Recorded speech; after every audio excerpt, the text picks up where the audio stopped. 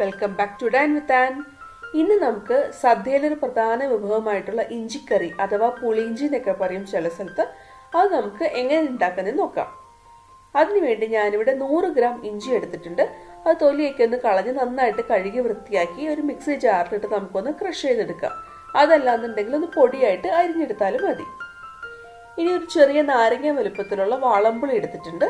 അതിലേക്ക് കുറച്ച് വെള്ളം ഒഴിച്ചിട്ട് ഒരു 10-20 മിനിറ്റ് നമുക്കൊന്ന് കുതിർക്കാനായിട്ട് വെക്കണം. അത് കഴിഞ്ഞ് അത് പിഴിഞ്ഞ് അതിന്റെ ചാറെടുത്തൊന്ന് മാറ്റി വെക്കാം. ഇനി ഒരു കടായിലേക്ക് ഞാൻ 2 ടീസ്പൂൺ വെളിച്ചെണ്ണ ചേർത്ത് കൊടുക്കുന്നുണ്ട്. നമ്മുടെ നാടൻ കറിയൊക്കെ ആകുമ്പോൾ എപ്പോഴും വെളിച്ചെണ്ണ തന്നെയാണ് നല്ലത്, സാധാരണ ഓയിലിന്റെയിലും. വെളിച്ചെണ്ണ ചൂടായിട്ട് വരുമ്പോൾ അതിലേക്ക് ഞാൻ 1/2 ടീസ്പൂൺ കടുക് ചേർത്ത് കൊടുക്കുന്നുണ്ട്. ഈ കടുക് ഒന്ന് പൊട്ടി വരുമ്പോൾ ഞാൻ അതിലേക്ക് 4 പച്ചമുളക് ചേർത്ത് കൊടുക്കുന്നുണ്ട്, ചെറുതാക്കി അരിഞ്ഞതാണ്. ഇനി അതിലേക്ക് ആവശ്യത്തിനുള്ള കറിവേപ്പില, നമ്മൾ ചതച്ച് വെച്ചിട്ടുള്ള ഇഞ്ചി എന്നിവ ചേർത്ത് കൊടുക്കാം. ഇഞ്ചി ഞാൻ ഒരുപാട് പേസ്റ്റ് ഒന്നും ആക്കിയിട്ടില്ല, ഒന്ന് ക്രഷ് ചെയ്തെടുത്തിട്ടേ ഉള്ളൂ. അതിലെ ചെറിയ കഷ്ണങ്ങളൊക്കെ നമുക്ക് കടിക്കാൻ കിട്ടുന്ന ആ ഒരു പരുവത്തിനാണ് ഞാൻ ചതച്ചെടുത്തിരിക്കുന്നത്. ഇനി നമുക്ക് ഇതെല്ലാം കൂടി നന്നായിട്ടൊന്ന് വഴറ്റിയെടുക്കണം.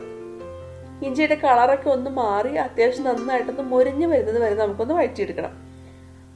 ഇപ്പൊ ഒന്ന് വഴന്നു വന്നിട്ടുണ്ട്. അതിലേക്ക് നമുക്കിനി 1 ടീസ്പൂൺ മുളക് പൊടി ചേർത്ത് കൊടുത്ത് വഴറ്റിയെടുക്കാം. ഇഞ്ചിക്കറിയൊക്കെ ആകുമ്പോൾ ഒരു ചൊടി വേണം, അത് കാരണമാണ് കുറച്ച് എരിവ് കൂട്ടി തന്നെ ഞാൻ എടുക്കുന്നത്. എരിവൊക്കെ നിങ്ങളുടെ ഓരോരുത്തരുടെയും ഇഷ്ടത്തിനനുസരിച്ചിട്ട് നിങ്ങൾക്ക് അഡ്ജസ്റ്റ് ചെയ്യാം.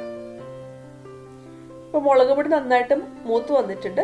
ഇനി അതിലേക്ക് നമ്മൾ പിഴിഞ്ഞു വെച്ചിട്ടുള്ള വാളംപുളി ചേർത്ത് കൊടുക്കുകയാണ്. അതിൽ ചാറ് ഒരുപാട് എടുക്കേണ്ട ആവശ്യമില്ല, നമ്മൾ എന്തായാലും അത് കുറുക്കി എടുക്കുന്നതാണ്. ഇനി അതിലേക്ക് ആവശ്യത്തിനുള്ള ഉപ്പ് ചേർത്ത് കൊടുക്കാം. ഇനി ഒന്ന് മിക്സ് ചെയ്യാം. എന്നിട്ട് നമുക്കൊന്ന് തിളയ്ക്കുന്നത് വരെ ഒന്ന് വെയിറ്റ് ചെയ്യാം. ഇപ്പൊ ഒന്ന് തിളച്ച് വന്നിട്ടുണ്ട്. ഇനി അതിലേക്ക് നമ്മൾ 2 ടേബിൾ സ്പൂൺ ശർക്കര ചേർത്ത് കൊടുക്കുകയാണ്. ഞാൻ ഉരുക്കാത്ത ശർക്കരയാണ് ചേർത്ത് കൊടുക്കുന്നത്. അധികം വേസ്റ്റ് ഒന്നും ഇല്ലാത്ത നാടൻ ശർക്കര എടുക്കാനായിട്ട് പ്രത്യേകം ശ്രദ്ധിക്കുക. അങ്ങനെയാണെങ്കിൽ നമ്മൾ ഉരുക്കാതെ തന്നെ ചേർക്കുന്നതുകൊണ്ട് കുഴപ്പമൊന്നുമില്ല.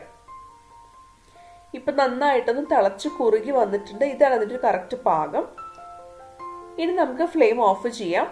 ഈ ഒരു കൺസിസ്റ്റൻസി എത്തുമ്പോൾ തന്നെ ഫ്ലെയിം ഓഫ് ചെയ്യാൻ പ്രത്യേകം ശ്രദ്ധിക്കുക. കാരണം ഇന്ന് ചൂടാറുമ്പോൾ നന്നായിട്ടൊന്ന് കുറുക്കി വരും. ഒരുപാട് വല്ലാതെ കട്ടിയായി പോകേണ്ട ആവശ്യമില്ല. അപ്പം നമ്മൾ ഇതൊന്ന് ശ്രദ്ധിച്ചാൽ മതി. ഇപ്പം ഒന്ന് ചൂടാറി വന്നിട്ടുണ്ട്. നമുക്ക് കാണുമ്പോഴേ അറിയാം അതിന്റെ കൺസിസ്റ്റൻസിക്ക് വന്ന മാറ്റം. നല്ല തിക്കായിട്ട് വന്നിട്ടുണ്ട്.